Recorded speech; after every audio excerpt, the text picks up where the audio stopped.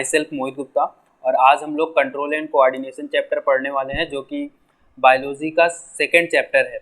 ठीक है, और पिछले साल इस चैप्टर से काफ़ी क्वेश्चंस आए थे बोर्ड एग्जाम्स में, तो आज हम इस चैप्टर के जो इम्पोर्टेंट टॉपिक्स हैं केवल उन पर चर्चा करने वाले हैं। ठीक है, तो सबसे पहले हम लोग इस चैप्टर में कंट्रोल एंड कोऑर्डिनेशन में क्या पढ़ते हैं, नर्वस सिस्टम पढ़ते हैं। ठीक है, और नर्वस सिस्टम बच्चा दो टाइप का होता है, एक होता है आपका central nervous system and second is the peripheral nervous system. ठीक है, central nervous system and second is the peripheral nervous system. Central nervous system में आता है brain and spinal cord. Central nervous system में क्या आता है, ब्रेन एंड स्पाइनल कॉर्ड। ठीक है, और आप मेरी ये बात समझिए कि कोई भी चीज़ है, कंट्रोल एंड कोऑर्डिनेशन चैप्टर का नाम है, तो कोई भी चीज़ कंट्रोल एंड कोऑर्डिनेशन कैसे करेगी। कंट्रोल का मतलब क्या है कि कोई एक ऐसा ऑर्गन है जो सारी चीज़ें कंट्रोल कर रहा है, एंड दूसरा एक ऐसी चीज़ है जो काम कर रहा है। तो यानी जो काम कर रहा है that is the peripheral nervous system, और जो काम करा रहा है वो है सेंट्रल नर्वस सिस्टम। तो काम कराने वाला कौन सा है, ब्रेन है, और स्पाइनल कॉर्ड है जो काम को करा रहा है। एंड काम कौन कर रहा है, पेरिफेरल नर्वस सिस्टम आ रहा है। तो अगर मैं कहूँ सेंट्रल नर्वस सिस्टम में ब्रेन एंड स्पाइनल कॉर्ड आ जाएगा, और पेरिफेरल नर्वस सिस्टम में नर्व्स आएंगी। There are many nerves, some is cervical, some are thoracic, some are lumbar and some are sacral. Sciatic nerve is the longest nerve। ठीक है, तो ऐसे करके बहुत सारी नर्व है, वो किसका पार्ट है, पेरिफेरल नर्वस सिस्टम का पार्ट है। देखिए ब्रेन, ये here is your brain, and ये आपका एक क्या है, स्पाइनल कॉर्ड।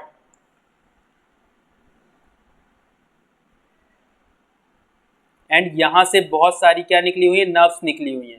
तो ब्रेन और स्पाइनल कॉर्ड क्या है, इनका काम है ये कंट्रोल करेंगी, और कोऑर्डिनेट कौन करेगा, पेरिफेरल नर्वस सिस्टम। ठीक है, वहाँ पे चीज़ों का एनालिसिस होगा, एंड एनालिसिस से जो सिग्नल्स आएंगी ब्रेन एंड स्पाइनल कॉर्ड से, पेरिफेरल नर्वस सिस्टम वैसे ही एक्शन करेगी। और कैसे एक्शन करेंगी, अगर ये कंट्रोल कर रहा है कंट्रोल्ड एक्शंस को, तो वो क्या होगा, सोमैटिक नर्वस सिस्टम होगा। और अगर ये कंट्रोल कर रहा है आउट ऑफ कंट्रोल एक्शंस को, कंट्रोल एक्शंस को एक और नाम दिया जाता है वॉलेंट्री। वॉलेंट्री का मतलब है ऐसे एक्शन जो आपके कंट्रोल में, ऐसे एक्शन जो आप अपनी मर्जी से करते हैं। जैसे मैं अभी पढ़ा रहा हूँ तो अपनी मर्जी से पढ़ा रहा हूँ, मैं खाना खाऊंगा अपनी मर्जी से खाऊंगा। ठीक है, मेरी बॉडी में मेरा कंट्रोल है, तो वो जो उसको क्या बोलेंगे हम, सोमैटिक नर्वस सिस्टम, जो कि पेरिफेरल नर्वस सिस्टम का पार्ट है। ऑटोनॉमिक नर्वस सिस्टम, जो चीज़ें अपने आप कंट्रोल हो रही है, बॉडी के अंदर मेरा हार्ट बीट कर रहा है, मेरा किडनी फिल्टरिंग कर रहा है, ये सारे जो काम है उसमें हमारा कोई कंट्रोल नहीं है, these are the out of control actions. तो वो कैसा है, autonomic nervous system. Somatic nervous system में कंट्रोल किए जाएंगे ये सारे एक्शन, किससे, ब्रेन एंड स्पाइनल कॉर्ड से। These are the most important topics. ठीक है, फिर हम बात करते हैं नर्व सेल के बारे में। तो आप देखिए, मैं कहता हूं कि मान लीजिए कोई आपके पास एक सेल है, ठीक है, नॉर्मल सेल है, स्फेरिकल होता है नॉर्मल सेल। अब इस सेल से बहुत सारी ब्रांचेस निकलने लगी, एंड जो ब्रांचेस, इस सेल से बहुत सारी ब्रांचेस निकली, और जो ब्रांचेस सबसे बड़ी हुई, ठीक है, जो ब्रांचेस निकलेंगी उसको हम क्या बोलेंगे, डेंड्रॉन या फिर डेंड्रॉइड्स। एंड जो सबसे बड़ी ब्रांच होगी, इसको प्रोसेस भी बोलते हैं, उसको हम लोग क्या बोलते हैं, एक्सॉन बोलते हैं। ठीक है, तो वैसे ही यहाँ पे देखिए, सबसे पहले जो नर्व सेल होती है वो कैसी होती है, स्फेरिकल होती है। एंड फिर इसमें क्या होता है, फिर इसमें बहुत सारी ब्रांचेस निकलने लगती है, इसका प्रोटोप्लाज्म बहुत ज़्यादा सघन होने लगता है। ठीक है, तो इधर देखिए, दीज आर द डेंड्रॉइड, जो ब्रांचेस निकले, और जो सबसे लंबी ब्रांच है उसको हम लोग क्या बोलते हैं, एक्सॉन। और जो वो सेल था उसको हम लोग बोलते हैं सेल बॉडी। तो नर्व सेल के कितने पार्ट हो गए, पहला सेल बॉडी जिसको साइटोन भी बोला जाता है, दूसरा डेंड्रॉइड है, एंड तीसरा है एक्सॉन। अब देखिए, तो neuron is the structural and functional unit of the nervous system. It has cell body, उसको हम लोग साइटोन भी बोलते हैं, कंटेनिंग अ न्यूक्लियस, उसमें एक न्यूक्लियस है, और क्या है, cytoplasm. It has several branch structure, उसमें बहुत सारे ब्रांचेस निकले हुए जिसको हम लोग क्या बोलेंगे, dendrite. And it is a long nerve fibre, जो लॉन्ग नर्व फाइबर है उसी को हम लोग क्या बोलते हैं बच्चा, एक्सॉन बोलते हैं। विच इज़, अब देखिए सबसे इंपॉर्टेंट पॉइंट, ये मान लीजिए आपका एक्सॉन है, तो एक्सॉन में इसको हम लोग, ये जो नोड है इसको बोलते हैं नोड ऑफ रणवीर। ठीक है, इसको क्या बोलते हैं, नोड ऑफ रणवीर। और इस नोड ऑफ रणवीर में ही क्या लगा होता है बच्चा, माइलिन शीथ लगा होता है। माइलिन शीथ का काम क्या होता है, इधर देखिए, मान लीजिए आपके घर में आपने वो वाला फोन देखा होगा, पुराना फोन ऐसे करके, एंड वहां पे ऐसे कॉइल करके ऐसा बॉक्स होता था। ये जो कॉइल वाला स्ट्रक्चर होता था ना, ये क्या करता था, इम्पल्स को पास कराता था, सिग्नल को ऐसे ऐसे सिग्नल्स होता था, तो यहाँ पे सिग्नल जल्दी रन करता है।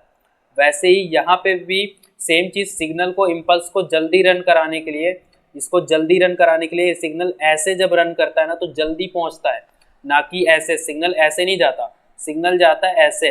तो ऐसे जाने के लिए यहाँ पे क्या लगा है, माइलिन शीथ। तो अगर मैं पूछूं माइलिन शीथ क्यों पाया जाता है, तो माइलिन शीथ इम्पल्स की स्पीड बढ़ाने के लिए लगाया जाता है, मतलब होता है, ठीक है। तो which is covered protective covering, उसको हम लोग क्या बोलते हैं, माइलिन शीथ। ये myelin sheath. The junction between two neuron is called synapse. एक न्यूरॉन्स ये है हमारे पास, एक नर्व सेल, एंड दूसरा नर्व सेल ये है हमारे पास। वो जो दोनों नर्व सेल जहाँ पे एक जगह जुड़ते हैं उसको हम लोग क्या बोलते हैं बच्चा, सिनेप्स बोला जाता है। मोस्ट इंपॉर्टेंट पॉइंट, बहुत ज़्यादा पूछा जाता है यूपी बोर्ड में भी एंड सीबीएसई बोर्ड में भी। Message pass through the nerve cell in the form of chemical and electric signal. जो मैसेज इससे पास होता है वो कैसे, इलेक्ट्रिकल सिग्नल्स जिसको हम लोग इम्पल्स बोलते हैं, और कुछ केमिकल्स जैसे एसिटिल कोलिन वगैरह कुछ केमिकल्स हैं वहाँ से पास होते हैं। The dendroid receive the information, जैसे मान लो फॉर एग्जाम्पल, देखो अब यहाँ की बात, मेरी बात समझना कैसे काम हो रहा है, मैंने उसके पार्ट तो बता दिए, ठीक है। मान लो तुमको एक किसी मॉस्कीटो ने बाइट किया, मॉस्कीटो ने बाइट करा, तो जाहिर सी बात है जो उसको रिसीव करने वाला है वो डेंड्रॉइड है। डेंड्रॉइड ने उस मैसेज को रिसीव कर लिया, उसने मैसेज को रिसीव करा, और यहाँ से डेंड्रॉइड से होता हुआ इंफॉर्मेशन में जो यहाँ पे बहुत सारी केमिकल रिएक्शंस हुई, केमिकल रिएक्शन से एक इलेक्ट्रिक सिग्नल प्रोड्यूस हुआ और यहाँ पे आ गया। फिर ये सिनेप्स वाला जो पोर्शन है, फिर एस्टिल कोलिन वगैरह केमिकल वगैरह देके फिर ये दूसरे नर्व में आ जाएगा। ऐसे नर्व सिग्नल मैसेज कहाँ पे पहुँचेगा, मैसेज पहुँचेगा ब्रेन पे। Are you getting this thing, ठीक है। तो the dendroid receive the information को कौन रिसीव करेगा, dendroid, and it starts a chemical reaction which produces electric impulse, जो क्या करेगा, electric impulse which passes through the axon, जो एक्सॉन से पास होगा, ठीक है। पढ़ाने का तरीका थोड़ा फास्ट है जनरली, ये थोड़ा सा फास्ट वीडियो इसलिए रहेगा क्योंकि हम लोग थोड़े से टाइम में ज़्यादा, मतलब कम टाइम में ज़्यादा पढ़ रहे हैं, सीधी सी बात। मोस्ट इंपॉर्टेंट टॉपिक आज का ब्रेन, ठीक है।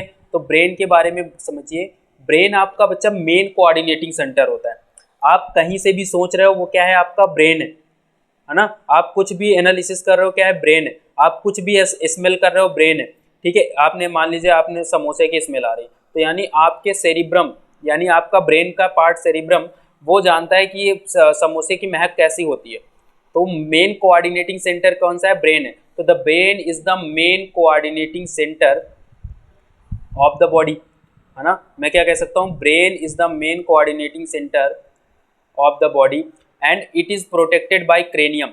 ये जो ब्रेन होता है ना, ब्रेन के चारों ओर एक क्रेनियम होता है, खोपड़ी बोलते हैं उसको, तो वो उससे कवर होता है। एंड उस खोपड़ी के बाद यहाँ पे इस पहली बात तो वो क्रेनियम तो बचाने का काम कर ही रहा है ब्रेन को, कोई भी शॉक वगैरह लगता है तो उससे बचाने का काम कर रहा है। यहाँ पे उसके नीचे 3 लेयर की मेम्ब्रेन पाई जाती है, 3 लेयर्ड मेम्ब्रेन पाई जाती है, और उस 3 लेयर्ड मेम्ब्रेन को हम लोग बोलते हैं मेनिंग्स। क्या बोलते हैं बच्चा, मेनिंग्स बोला जाता है, ठीक है। और उस मेनिंग्स, मान लीजिए यहाँ हियर इज ये मेम्ब्रेन है, 3 लेयर की मेम्ब्रेन, ऐसे करके बना रहा हूँ। एंड उस मेम्ब्रेन के बीच में, तीनों मेम्ब्रेन के अलग अलग नाम है। सबसे पहले पिया मैटर, फिर आर्कनाइड, फिर डूरा मैटर। ये तीनों मेम्ब्रेन के नाम है, जानने नहीं आपको। इन तीनों मेम्ब्रेन के बीच में क्या भरा होता है, सेरिब्रो स्पाइनल फ्लूइड। तो मैंने क्या बोला कि भाई it is covered by 3 membrane called meaning filled with a fluid cavity, उसको हम लोग क्या बोलते हैं, cerebro spinal fluid, which protect the brain from shock, जो क्या करता है, शॉक से बचाता है, ठीक है।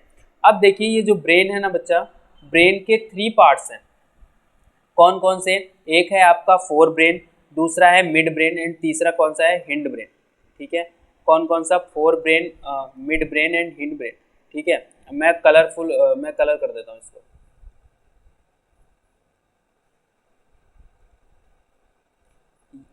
अरे बाप रे, ये हाईलाइटर है। ठीक है, तो ये वाला जो पार्ट है जो मैं येलो से कर रहा हूँ, ये पूरा का पूरा क्या होता है, फोर ब्रेन है। ये कैसा ब्रेन है, these are the forebrain. और देखिए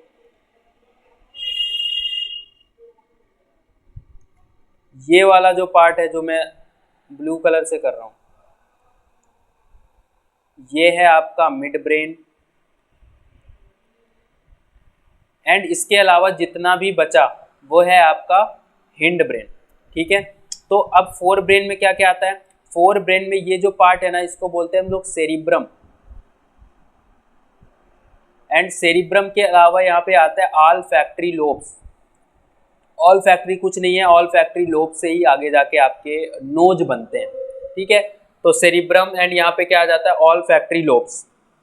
ठीक है, तो मेरे कहने का मतलब the brain has three main parts, fore brain, mid brain and hind brain.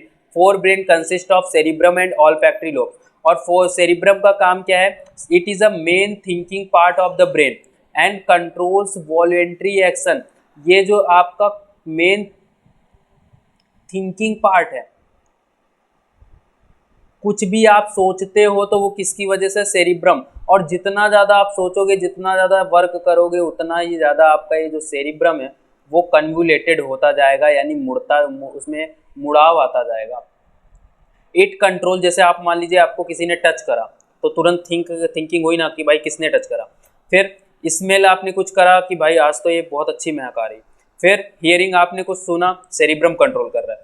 Test, sight, mental activity like thinking, learning, memory, emotions को भी लेके सेरिब्रम कंट्रोल कर रहा है। तो cerebrum is the main thinking organ of the brain. Then there is the midbrain, control the involuntary action. ऐसे action जो आपके बॉडी में, जो आपके द्वारा कंट्रोल नहीं किए जा सकते, वो क्या है, इनवॉलेंट्री एक्शन, जो आपकी इच्छाओं के अकॉर्डिंग नहीं चलते हैं। मान लीजिए फॉर एग्जांपल आपकी आंखों में कुछ धूल आ रहा है, तो आप ये नहीं कह सकते कि भाई मैं अपनी आंखें खुले रखूं, वो आंख अपने आप ही बंद हो जाएगी। आप आंख ब्लिंक कर रहे हो बार बार, वहां पे आपका कंट्रोल नहीं है। तो वो कैसे एक्शन हो गए, these are the involuntary action. And कौन कराएगा, आपका midbrain. And reflex movement of head, neck and eyes. फिर हम आ जाते हैं हिंड ब्रेन में। हिंड ब्रेन का काम क्या है, उसमें देखो तीन स्ट्रक्चर है बच्चा। ये जो ये गोले जैसा स्ट्रक्चर है इसको सेरिबेलम बोलते हैं। ये जो स्ट्रक्चर है इसको पॉन्स बोला जाता है। एंड लास्ट में ये जो स्ट्रक्चर है इसको मेडुला ऑब्लंगेटा बोला जाता है। तो यानी इसमें कौन कौन से पार्ट है, सेरिब्रम, पॉन्स, मेडुला। अब सबका अलग अलग काम है बच्चा।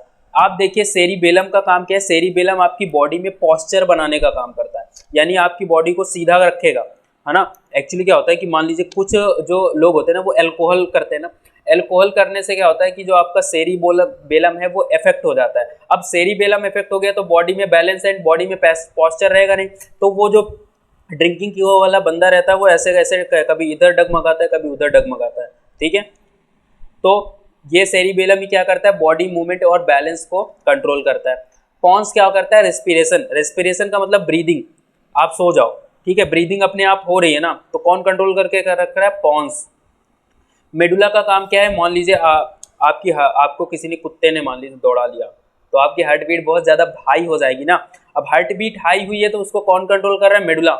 या फिर हार्ट बीट लो हो गई, आप बहुत ज़्यादा डरे हुए, हार्ट बीट लो हो गई, तो उसको भी कौन कंट्रोल कर रहा है, मेडुला।